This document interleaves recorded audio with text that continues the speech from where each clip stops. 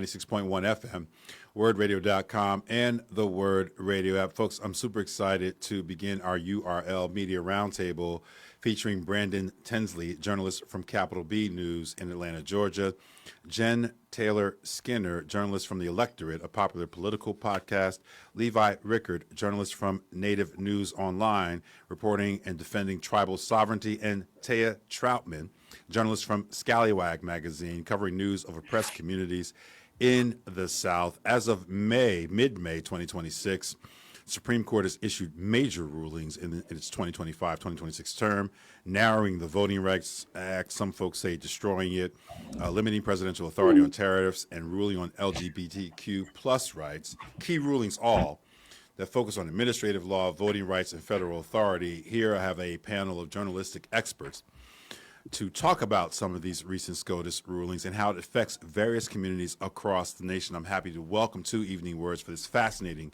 URL Media Roundtable, Brandon Tensley, Jen Taylor Skinner, Levi Rickert, and Troutman. All welcome to the program.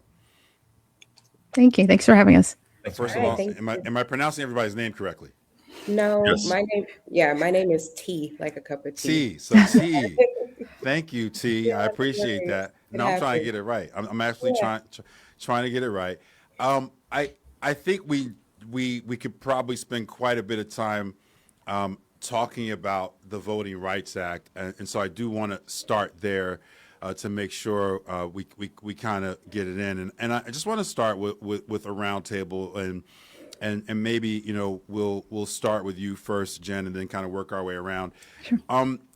Talk a little bit about where you were when you heard what the Supreme Court's decision was on Louisiana versus Calais, and even before you started reporting on it, what was kind of your thought process in response to that decision? Well, I had been covering this decision. I knew it was coming, actually. I had been talking to some attorneys at the ACLU for the Electorette, and they talked about this case coming on the docket later this year. So I covered this a few months before the actual decision came down. And I think the sense was that, the Supreme Court, they won't go this far, and I think that was like hopeful thinking that they wouldn't actually go this far. But in all honesty, they've gone this far before. So I was where I was, usually in my studio, talking to someone from the ACLU following that decision. And, it was just honestly just a devastating decision and a sea of other devastating decisions. I mean, if you look back at the history of the Supreme Court and their rulings on the Voting Rights Act 13 years ago, right? In 2013, they gutted two other sections of the Voting Rights Act, Section 4 and Section 5. And though they were actually equally as devastating as the one they made a few weeks ago. So I was, I was a bit shocked, but not shocked, if you can imagine that. So, Same question to you, Brandon. Where were you, and what was going through your mind when you first heard about the actual Supreme Court decision? Yeah, I was maybe surprised that the decision came as early as it did. I knew that it was coming during this Supreme Court term. But I also know that they'll often sort of save the biggest or most sort of like controversial cases for, the end of the term. That's when we got the decision regarding Roe v. Wade was the end of June. And so I was surprised that this came, when it did in April. But, I think similar to Jen, I was less surprised by the decision itself, just because, a colleague and I at Capital B, we had been covering this since at least since I think was that January 2025, late 2024, just because it had already oral arguments had already happened, and then they punted it to the next sort of Supreme Court term, and so it was something that I think had been hanging over a lot of residents in Louisiana and throughout the South for a minute, and so I think when it did come. It sort of just felt like I think the wind was sort of knocked out of you because it was just so the timing felt a little unusual to me, but then also just people I was talking to, they were already afraid of the domino effect that would happen, and that's what we've been saying the past couple of weeks. Yeah, we're going to get to that in a minute. T, same question to you. When the decision came down, your response and what was going through your mind? Yeah, it's interesting. When the decision came down, it was actually the day before my birthday. So I was kind of... Happy belated birthday. Yeah, Sorry. Thank you. Yeah, I know. I was like one, foot in and 1 foot out of paying close attention to the news, but this was definitely something I had been following. And I think my first response was, well, they're going to try to do anything. The Republicans and the right are going to try to do anything to secure the elections, given the way that the war in Iran and a lot of other moves and policies that they've been making have been not only unfavorable for the left and Democrats, but also for their own base. And so I, was paying close attention to the decision, not only as, a representative of Scalawag, who covers the entire South, and the case in particular was concerning Louisiana. But I figured in a similar way as the abortion decision in 2022 rolled out, right, the southern states who have been attempting to advance gerrymandered maps since 2021 were going to, like abortion trigger laws, trigger the maps that had already been held up and that lower courts were already, striking down. And so, as I expected, the decision passed, and there we are with a whole lot of instantly triggered or immediately following triggered gerrymandered maps. Same question to you, Levi. When the decision came down, what was kind of going through your mind? Well, I was in my office and I wasn't overly surprised. And as far as the timing of the release of the decision, I think that they knew exactly what they're doing, to the extent that they knew they had to do it rapidly so that they could do their evil works, their evil deeds. And since then we have, and what I guess I have been surprised about is the rapid pace at which, Florida, like the next day or maybe the day of, passed some legislation, and they want to just get us back to those Jim Crow days immediately. And it's just, I wasn't surprised with the decision overall. I was surprised with the rapid pace of which they're trying to alter and take us back so quickly back to Jim Crow days. Yeah, I'm going to come right back to you, T, as we go back around the horn here. The domino effect has been stunningly fast. Florida was that same day, or maybe even the day before, initiated the day before. Louisiana suspended their election the day after that. I think Tennessee was next. I'm sure you all have been reporting on what's happening in Tennessee. They've stripped Democrats of their committee assignments for protesting. Like, what? Free speech doesn't exist anymore? For protesting the erasure of one of my favorite cities in this country, Memphis. And then I think Alabama was the day after that. I mean, it has been fast, and I know it's because Scalawag is in the belly of the beast, if you will. How have you all been wrestling with and reporting on that domino effect? Yeah, so it's funny, the domino effect happened so quickly. I've been putting together a reading list, which is typically what Scalawag does when a hot button issue happens politically. So we'll put out a reading list of things that we have published and things that our partners have published on the central topic. So this topic being gerrymandering, because gerrymandering is not new and it's something that has been happening. We have things in our archive going back to 2016 with attempts happening in North Carolina, attempts happening in Georgia, attempts happening in Texas. And so again, like I said, I was very much watching it for the domino effect because I was on the front lines as an organizer and as a writer when the abortion bans rolled out in 2022, because in 2018, we were in position in Georgia when they passed a heartbeat bill, and the same happened in multiple southern states at the same time. And so if Roe v. Wade failed, then all of those states already had legislation on the books to then trigger sweeping abortion bans across the South. And so this issue isn't any different. And again, I was watching the trends with the diversity, equity, and inclusion rollbacks that have been happening since Trump was elected as well, and the way that the right and the Republican Party have been using, things like reverse discrimination to then roll back I these love the air quotes. Yeah, Yes. they're saying like they're not letting people in the military get their promotions, or universities are having to shutter programs because they quote unquote unfairly advantage, marginalized people against white folks. So I'm like, if we already live in a time where abortion bans happen in this way, if we already live in a time where DEI rollbacks work in this way, then it seems like the same toolkits are going to happen for voter rights and voter suppression. And so I think as a publication who we center the South and constantly cover these sort of domino effect issues, one thing about the South and one thing about the right that controls sort of politics in southern states,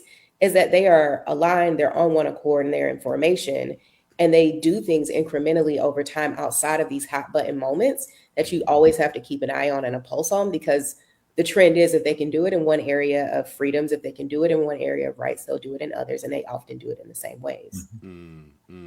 Same question to you, Jen Taylor Skinner at the Electorette. How are you covering the domino effect in your media work? I think what's really incredible about the speed at which Republicans rushed in to remove representation for Black voters is that we are very, very close to the midterms, right? And a lot of these states, primaries have already started. People have cast their ballots. I think in Louisiana, that's why they suspended the election. I think that it was really stunning to see them pass maps in places where people have already cast their ballots, meaning it is possible that people have voted for seats and in districts that may not exist if these maps go through. And I'm from Memphis. I was born and raised in Memphis. It's the majority. I think it's the largest Black majority city in the country. So that would really with an incredibly rich, deep history across all aspects of culture. The National Civil Rights Museum is there. If you never had barbecue there, you ain't never had barbecue. If you never listened to the blues there, you never listened to the blues. I mean, there is a lot there. Yeah, no, thank you for the shout out to Memphis. I as a kid drove past the Lorraine Motel, all the time, right? Weekly. So that one really hurt for me. I mean, the Memphis has not had fair representation since the beginning, right? And so I was, like I said, it's really hard to be shocked in this moment. Republicans just really don't seem to care about the chaos that they've unleashed in this election cycle. They don't care that you've already cast your ballot for a district or for a seat that may not be there, once these maps are passed. And I think that, again, I'm just kind of stunned that they just really don't care about their constituents. They don't care that they're communicating to, let's say in Memphis, for example, a majority Black city. They don't care that they're communicating to their constituents that we don't really care that you have representation. We don't care that that we want to strip away your rights. They're just very kind of brazen about it. And, we need to match fire with fire, frankly. Yeah, it feels like war. Brandon, same question to you. How are you and the good folks at Capitol B wrestling with the domino effect that we've seen, rapid domino effect that we've seen in the last couple of weeks?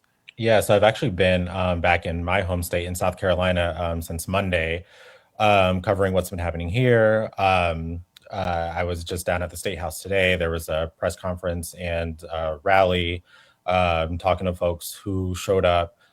Just because, South Carolina, people are saying now that the governor is going to call a special election or a special session. So that they can redistrict, not unlike what Georgia already did this week. Wait, excuse me, Brandon, didn't the state senators already reject the redistricting maps in South Carolina? Did. Yeah, on Tuesday, it passed through the House, but then the state Senate rejected it. And the last day of the session is, Thursday, 5 p.m.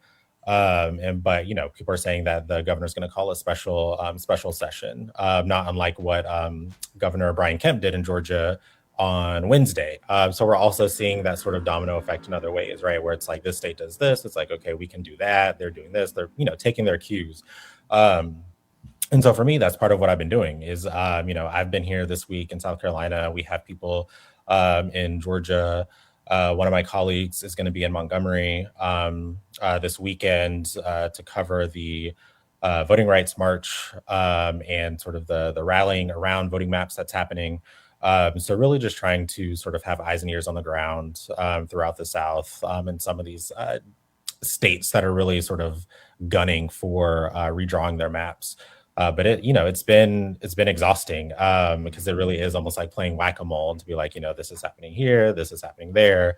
But it really has been a time of really trying to lean into what voters are saying, what voters are feeling, really trying to sort of like capture the urgency of this moment. Mm-hmm. That exhaustion is obviously by design. Brendan, is it true that if this redistricting process goes through in South Carolina, that it would the Confederate adjacent redistricting process, if it goes through, is it going to radically alter Representative Clyburn's district? Yep. So that's talking to people today. That was kind of one of the wild things. South Carolina only has one congressional district run by a Democrat, It is Jim Clyburn's district. It is a heavily Black district. And with the new map, so for instance, where I grew up in Richland County, which has a lot of Black voters, would be split. There are a couple of other counties that would be split as well.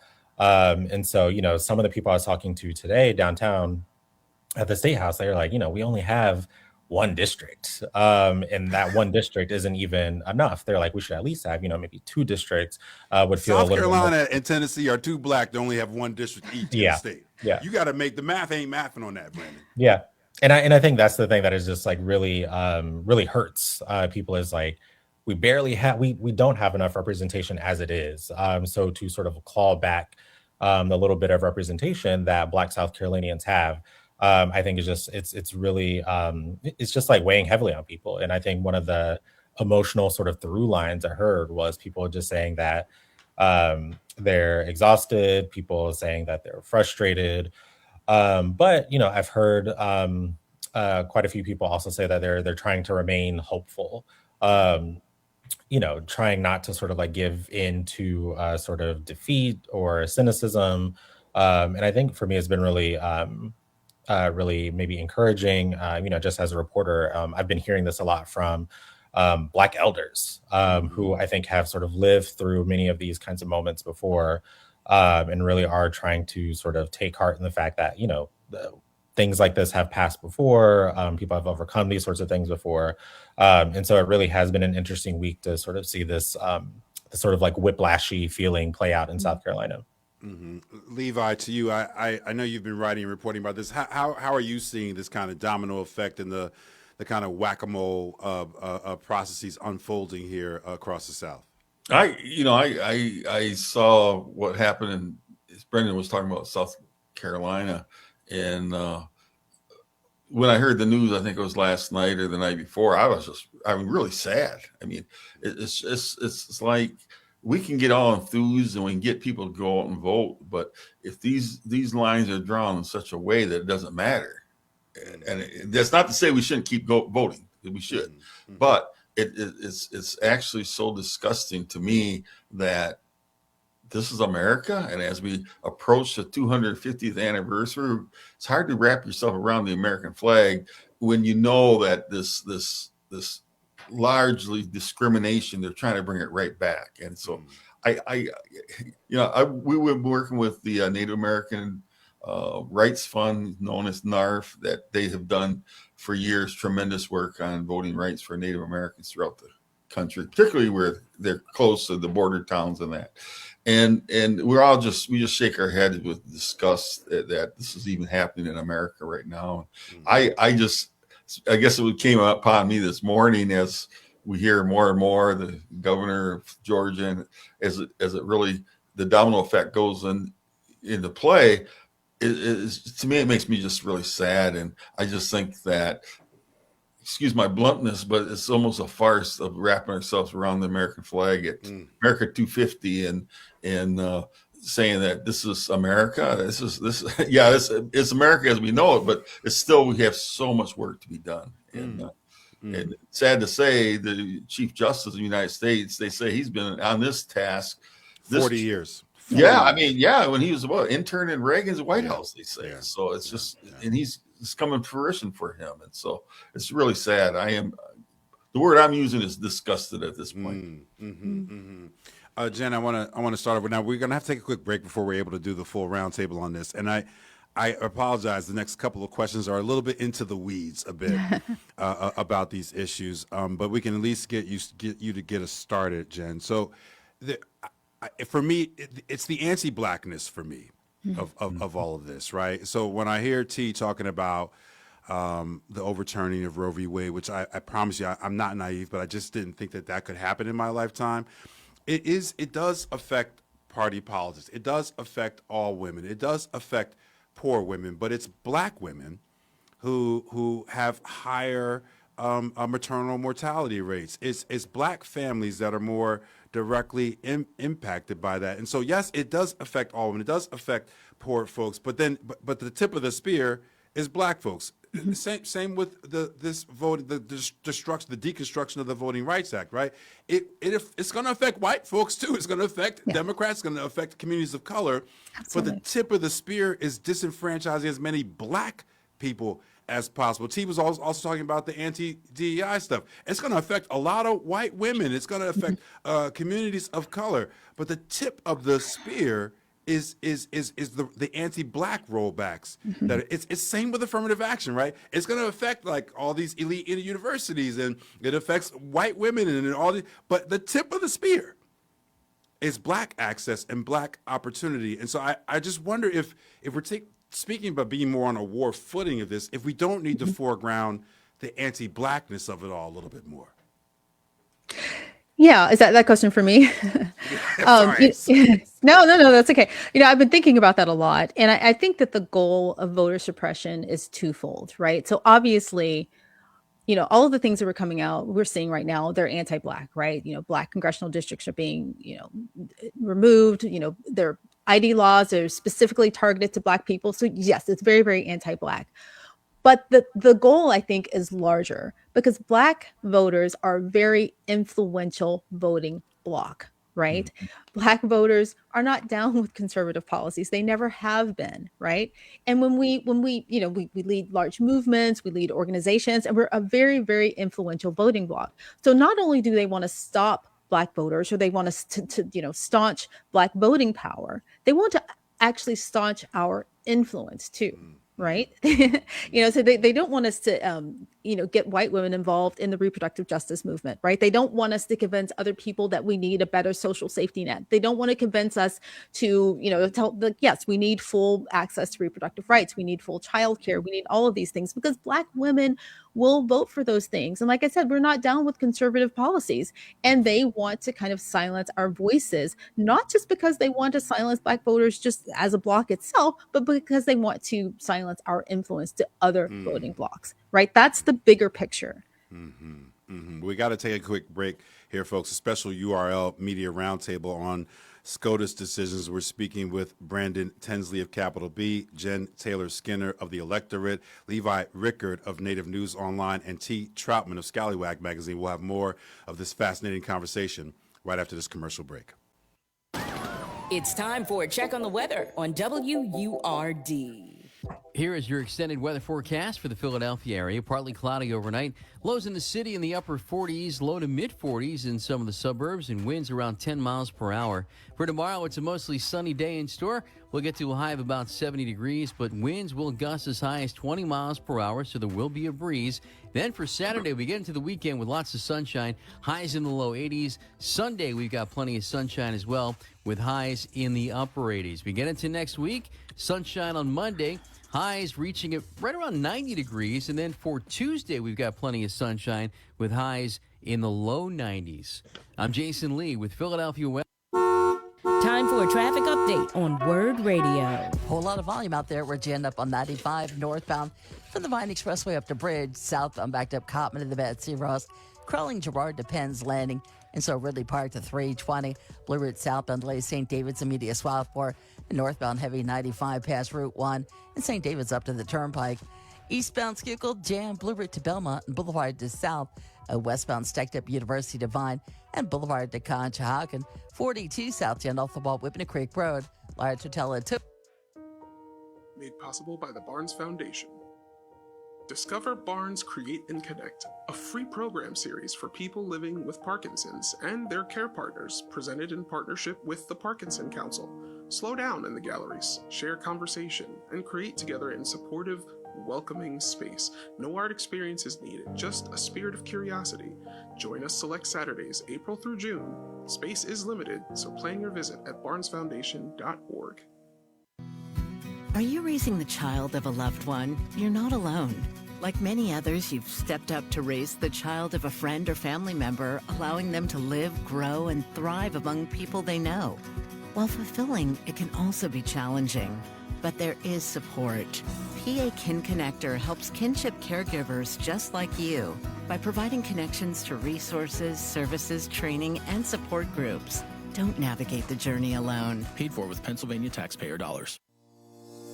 The Pennsylvania primary election day is Tuesday, May the 19th. There are important races on the ballot that will shape the future of Philadelphia and the state of Pennsylvania. Get out and vote. Polls are open 7 a.m. to 8 p.m. on May the 19th. If you still have your mail-in ballot, please bring it back to an Eagles Green drop box around the city. Your mail-in ballot must be returned by 8 p.m. on election day. To find your polling location or drop box, go to vote.phila.gov. Every block, every voice. We need to hear from you. My husband is a veteran, and he was injured in the line of duty. It happened while I was deployed to Iraq. An IED detonated 3 feet from my face. It was bad. I remember thinking, who's going to take care of my wife and daughter? We took care of each other with a lot of help from DAV. Every year, DAV helps more than 1 million veterans like Jason get the life-changing support and benefits they've earned. My victory is knowing my disability doesn't define me. Support more victories for veterans. Go to DAV.org. My name is Emma. I am 13 years old. 6 years ago, I was injured in a car accident that left me paralyzed from the waist down. Last January, I got to meet my service dog, Marcia. Marcia helps me open doors. She picks up things that I can't reach. She makes me feel like together we can do anything. We are just one of the thousands of teams Canine Companions has paired together over the past 50 years. Visit canine.org to see the many ways you can change lives. More than half of families are one paycheck away from financial crisis. At Good 360, we deliver hope, providing essentials like clothing, hygiene items, and household goods. Learn more at good360.org. Why is WURD important to the community? The importance of Black Talk Media is that it takes a deeper dive into our community's issues. Because in the words of Nelson Mandela, education is the most powerful weapon that you can use to change the world. And WURD is changing the world. If I don't exist in the stories that we tell, and the storytellers don't have a platform to tell their stories like Black-owned media, then at some point we erase ourselves. We are giving voice to the community, and without the community, there will be no WURD. We are one and the same, and it is not a game. WURD. And now, back to Evening WURDS with Dr. James Peterson on WURD, Progressive Black Talk Media. Evening WURDS is back on WURD, 900 AM, 96.1 FM, WURDRadio.com, and the WURD Radio app. Welcome back also to our URL Media Roundtable featuring Brandon Tensley of Capital B, Jen Taylor Skinner of the Electorette, Levi Rickert of Native News Online, and T. Troutman of Scalawag Magazine. Brandon, Jen, Levi, T, welcome back to the program. Jen got us kicked off there, Brandon, but same question to you. Do we have to do more to foreground the anti-Blackness of these issues in order to better understand it? Yeah, because, the way that I've been hearing a lot of different sources, experts talk about it, is I think foregrounding the anti-Blackness of it is how you sort of keep your eye on the ball in terms of, it's very easy to sort of frame this as, if we stick to voting maps, as, this is just about partisanship. This is about political party. The Supreme Court has said that partisan gerrymandering is fine. But to sort of increase the burden of proving that something was explicitly racially discriminatory versus something that was unintentional or just about partisanship, I think really can sort of obscure the history, right? And the present day reality of, if we're talking about the South, where the sort of overlap between Black voters and partisanship is like really extreme, right? Where a lot of most Black voters vote Democratic, then to say that, it's okay to discriminate against Democrats, for instance, is its own way of saying that it's okay to discriminate against Black people. And so I think not sort of falling into the sort of narrative, I don't know what you call it, but narrative gymnastics of like, we're just talking about this. Why are you talking about that? Obscures the actual reality that we're talking about here. And so I think that is one thing that some experts have told me is just you can't talk about party politics in the South without bringing race into the picture, without talking about where Black voters actually always, typically align on these issues, and to sort of try to go the route that the Supreme Court seems to be going, which is this is about party, it's not about race, is to gloss over the history and the present day reality of the situation. T, we know how you all get down at Scalawag, but still, same question to you. Do we need to foreground anti-Blackness in this discourse in order to, as Brandon says, keep our eye on the prize? Oh, yeah, absolutely. I mean, you have to foreground the anti-Blackness of everything anytime anything happens in the world, and especially in this nation, especially if we're talking U.S. South or Global South first, which is a South-to-South connection is something that we talk about often at Scalawag. Most recently, we were talking about the war in Iran and how, the oil that's going to be extracted to meet the gaps of what's happening with the Strait of Hormuz is being drilled from where? Right in the Crescent in the Gulf South. And so when the federal government passes, softer regulations on polluting industries, guess who it's sickening? The Black folks in the Petro Crescent that it's already sickening.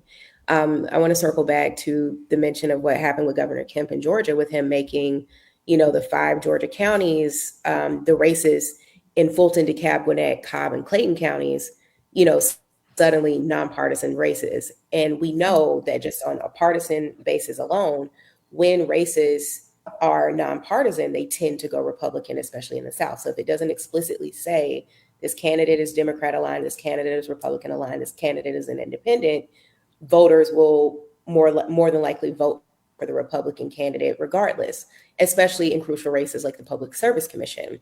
And I want to talk about that in particular, not just because I'm from Atlanta, but my field and my background is in urban studies. And so when I was in graduate school, deeply researching and also community organizing against gentrification in Atlanta, one of the biggest issues that people overlook is that when the Black city whitened, where did the Black folks go? They went into surrounding suburbs that for years through Republican policymaking, far-right policymaking, exclusionary policymaking, until the gentrification turn in the late 20th and then early 21st century, had ostensibly remained lily white.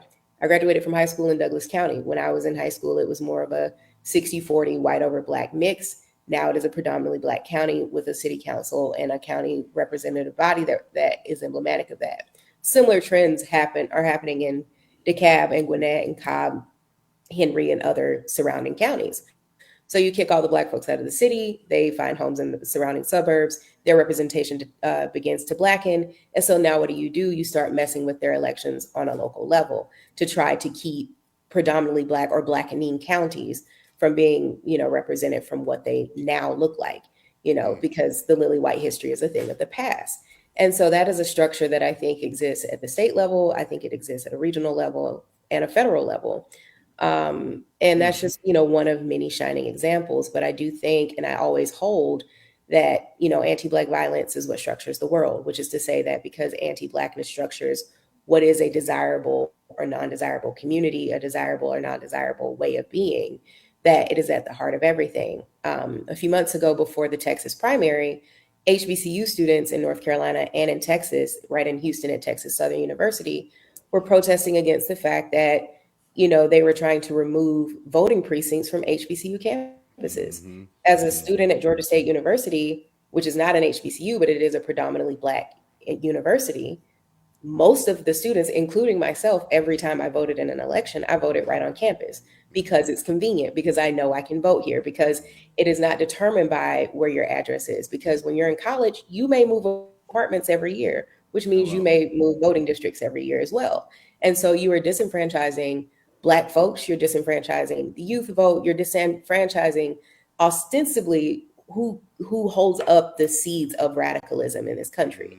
All of this is a counterinsurgent move. And so when policymaking is first anti-Black, which is to say anti-Southern is an anti-Black notion because the South is a Blackened region and a Blackened zone. And, in the direct lineage of the plantocracy, you cannot, just obscure that sort of antagonism, which is at the center of it, because to suppress radicalism, you have to suppress Blackness or the Black move toward freedom, which is to say a move towards the undoing of the various structures and systems that hold and cohere for capital and for white supremacy. Thank you for that, T. For those keeping score here, too, that most of the things that T has just enumerated for us would not have passed the pre-clearance oversight that was gutted back in 2013. And everything that T just listed to us would have a much more robust chance at facing a lawsuit if they hadn't just killed the second piece of the Voting Rights Act. So that is how these things work. They have removed the tools that the people have had at their disposal to challenge those kinds of maneuvers that were put in place based upon the Confederate history of a state like Georgia. Jenny, you look like you want to jump in there for a second. No, I'm agreeing. Okay, all right. Levi, same question to you. Do we need to foreground anti-blackness in order to best get our hands around this issue? Well, I'm going to speak as an ally at this point, right? Because I'm Native American. But I'm going to say this, that as they have dismantled the Voting Rights Act, they basically removed their sheets. It used to be they did this stuff in close quarters. Now it's so blatant. And I think, as I talked a little while ago about being so disgusted, they're just disgusted. I'm disgusted at how blatant they are about it. And maybe we should be happy now we know what we're dealing with. But how do you ever go back? The things that Dr. King and John Lewis fought for. I thought on the day of the Voting Rights Act, I thought about John Lewis. He got almost killed down there in Selma, and he was one of the biggest fighters for it. And it's like they just, in a sense, spit all over his grave. And I hate to be so blunt, but that's really what's happening. They're so blatant about it. And so, as an ally, I just think, and I also think in terms of the election experts tell us that the Black women have been so influential about getting out the vote, the Black vote. And so I feel bad for the Black women too, because in a sense, and I want to be careful, because I don't want anyone to think that we need to give up, because we don't. We have got to keep fighting. And I just don't know what the means will be. Maybe elect a Democratic Congress that can get back in there and write some legislation that would rectify this. But it's so hard when they dial back so far back, decades and decades of work. And so my heart goes out. Yeah, no, thank you for that. And we do need to shift to that a little bit more in our last little piece here about some of the solutions. We're going to start with you, Jen. There are a lot of questions and comments coming in. We are not going to have time to get to them all, but one of them says, can we break down the rights toolkit even more? Why does it seem like they are unstoppable at dismantling our democracy? And again, Jen, like how do we start to think about some solutions, the pushback, the fight back? And are there things that we need to learn from the 40 years that Roberts and Alito and the 30 years that even Justice Clarence Thomas committed themselves to dismantling the Voting Rights Act, the decades they committed themselves to dismantling Roe v. Wade? Are there things we need to learn from them, or do we need a different playbook? How do we start to fight back? Well, the tools are there and we know what they are. I just want to go back to 2013 for a minute with the Shelby v. Holder decision. Like I said, that was equally as devastating as the recent decision in Louisiana versus Kelly. But in my opinion, I thought the response was muted. Right? I mean, you took away two key sections of the Voting Rights Act that protected Black and brown voters, particularly Black voters. And, I was doing, on the Electorette, I was doing shows on that. And just generally, in comparison to how people are reacting now, the response was muted. And I think that gave conservatives a long leeway, 13 years, to get to this point where they were able to then gut Section 2. We have bills on the books. We have the John Lewis Voting Rights Act that can't be voted in right now because Democrats don't have a majority right now. But like I said, we have the tools to reverse this if we can, in November, get some majorities in Congress and in the Senate. We have the John Lewis Voting Rights Act. I was on some of the calls, the emergency calls for voting rights last night, where Kamala Harris, she made an appearance on, for Emerge and for Win with Black Women. There was an emergency call about voting rights. And some of the things that she mentioned, some people may say that they're radical, but they're not. They are the tools that we need to fix this. We need to address the Electoral College. We need to expand the Supreme Court, possibly some term limits. We should look into making DC and Puerto Rico states, right? Again, restore the Voting Rights Act with the John Lewis Voting Rights Act and the other bills that are kind of waiting and they're kind of dormant now because Democrats don't have a majority. So if we're bold, we can reverse this, and we can protect citizens and their right to vote, far into the future. Mm-hmm. Thank you for that, Jen. Brandon, to you, how do we begin the process of fighting back? I'm loving a lot of the things that Jen has laid out here. We absolutely need term limits and an expansion of the Supreme Court. I don't know how that's going to happen, but that is that we got to start there. But Brandon, what do you think? How do we fight this war? Yeah, I mean, one thing I've heard from people, sort of a solution I've seen some people toss around is specifically in Virginia, where, I live in Virginia, I vote in Virginia. We just had the referendum on April 21st. Brandon, can you explain the technicality within which the Supreme Court reversed the will of the people in Virginia, please? Yeah.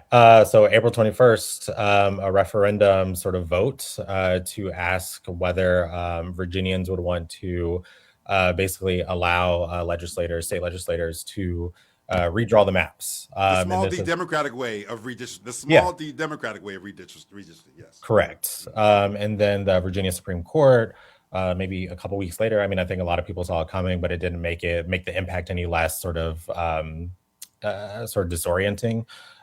Saying that, the way that lawmakers went about carrying out the referendum was unconstitutional, so therefore the results are void.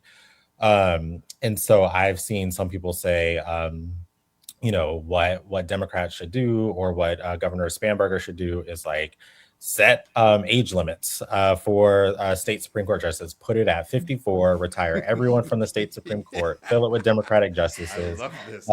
It is within her power to do that. And so that is one thing I've heard people propose, and they've sort of just been it's fight fire with fire. Make sure you're playing the same game that your political opponents are playing. So I've heard people say that on sort of a state Virginia level. But I think looking a little bit more broadly, one thing I've also reported on is how we're seeing more and more states at least try to make moves toward passing state voting rights acts in the absence of sort of muscular or robust federal voting rights legislation. We were talked about how the John Lewis Voting Rights Act, just has not been able to be passed in Congress. And so, I can't remember the number off the top of my head, but, you've had getting close to a dozen, I think. It still might be maybe around 9 or 10 states that have passed a state version of a voting rights act that basically sort of brings back some of the protections that were lost when Section 5 was gutted, when, Section 2 now has essentially been defanged. And so I've seen different sort of civil rights organizations, the LDF, Black Voters Matter, really sort of talking to people about what a state voting rights act could look like for different states, what it would take to pass in different states. Obviously, the odds of something like that passing in a lot of the states that we're talking about today are pretty slim versus, California or what other states have it? I think Virginia is trying, Maryland tried. But basically blue states, New York. And so I think that is one sort of solution that I've definitely seen people really leaning into in recent weeks is the importance of a state voting rights act. T. Troutman, Scalawag magazine, same question. How do we start to fight? Fire with fire, or just to fight back in this moment? Yeah, I mean, as the prior speakers, you laid out a number of immediate, this is what could happen. This is what the people who are invested in preserving the voting right and the myth of an American democracy can get behind. But I also, in these times, encourage folks to take seriously what it means to salvage an American democracy, given the structure of fascism, given the structure of global empire, and given the way that a open and naked fascist way of running things simply, doesn't care and makes moves regardless. I keep bringing the reproductive justice fight back to the center because in the face of really not having gains on the legal front in terms of repealing these bans and seeing people be criminalized for seeking care, seeing people die without care, what has had to mobilize in the face of a politically stagnant climate is mutual aid and care, right? So, okay, they get voted in. Okay, they start to pass even more of these policies that kill and put us in prison and deport us. What structures are we also sharing resources and capacity toward to do the work that we think the state is supposed to deliver for us? And this is my own, difference of left political orientation coming out. But I'm also challenging people to say, well, if they pass the laws that we are hoping to vote, opposition in to protect us from, what are we doing to keep our communities safe? So they are deregulating, pollution. They are passing abortion bans. Are our communities also in place to care for each other, to provide, the things that we need in the absence of the state? Because I follow George Jackson and I take him seriously when he says the definition of fascism is reform and compromise. And all of the laws and the rights and things that they keep rolling back are also concessions and compromises. In the absence of revolution, we were given voting rights acts, right? In the absence of true overturning of a system, dismantling a full system, and putting something in place that actually serves people, every time we forego that, we are rolled out reforms. And the risk of that is, depending on who's in charge, they simply get erased. We keep saying, I didn't think this could happen in our time. Well, it's happened in times before, and they're never actually secure. And so while we are doing the work of advocacy and education and putting a lot of our, oppositional movements, resources, and capacity toward saving the vote and saving American democracy, I think about, you bring up John Lewis, I think about how interesting of a propaganda tool it was for a Black liberal figure to be wheeled out at a time when people were demanding full abolition, to say, no, the Black energy and Black insurgency needs to be dedicated towards saving the soul of America, which is to say saving American democracy, which is also responsible for Black and Indigenous genocide worldwide. And so I hold the both and in these situations, because I have a nuanced opinion about alternatives to the Republicans, alternatives to the far right. And I do think we actually have to get serious about what it means if putting all of our eggs in the basket of salvaging democracy one more time, what that has yielded for us historically, what has been taken away regardless, and what it means for the folks who are going to be left out regardless. Where are the capacities toward, putting money towards abortion funds, whereas putting money towards seizing the things that the state, is not willing to give us? And so, yeah, I'm watching, executive order after executive order roll out. We're watching the courts get stacked. And I'm not saying that it can't be overturned and that people power can't be dedicated to these things, but I've been an organizer for over 10 years, and I'm a student of history and a student of the Black radical tradition. And I just think that we also have to get serious and widen our political scope and political imaginary to think that maybe things are falling apart for a reason. And we have to be in position to do what needs to be done, what is to be done, in the absence of these institutions and rights and compromises and concessions that we are way too attached to and show fidelity to. So I think it's a bit of a both and. Yeah, that sounds like revolution to me, T. That sounds like revolution to me. And look, I know they've been demonized, but the critical race theorists were right that incrementalism doesn't work, because it ultimately, American democracy reverts back to form, right? And if people can celebrate American democracy as long as they understand what the history of this democracy has been for Black folks, people of color, women, poor folks over that 250-year history. Levi, how do we fight fire with fire in this situation? Well, I'm going to go back to what Jen said, something about, in 2013, there was not a lot of noise, not a lot of reaction. And so Dr. Peterson, I compliment WURD Radio for what you do and bringing together this round table, and maybe one of the best tributes we can do to John Lewis, given what's going on, is spitting on his grave, as I said. Maybe we do that good trouble. We get together more often and talk about this. We have to keep this out to the public. I know there's media is so multifaceted these days with the influencers and everything else, but we have got to get our own movement in journalism. And my outlet, Native News Online, participated in a year-long thing through the Solutions Journalism Network. And the more I learn about solutions journalism, I really think that we are the fourth pillar, sometimes they say, branch of government. Matt, what's his name, Gates would be the Attorney General today had the media not reacted so rapidly when they announced him. And we've seen a couple other times, even in this administration, the media has really hit back hard. And I really, we've got to encourage people to vote, but I really do believe the media has to rise up and say we are going to be warriors, and that's why our mantra at Native News Online is defending tribal sovereignty, warrior journalism, and that's what it's about. We have got to be warriors in this time of trouble. We have to, in tribute to John Lewis, do good trouble, make it good trouble. Yeah, I can't believe the media didn't punch harder, and it's not punching harder enough today against acting Attorney General Todd Blanchard. He's about to hand over about $10 billion of our taxpayer dollars to this president. It's literally unconscionable. It makes what T is saying feel like we need to be thinking more in that space, given what's happening, folks. Unbelievable. We only have about 90 seconds to 2 minutes left. I want to take a little bit long just to give some closing comments, and Jen Taylor Skinner from the Electorette, we'll start with you. Some closing comments about where we are and your thoughts about maybe some of the pathways forward. Yeah, I just want to give people a little bit of hope as we close out, right?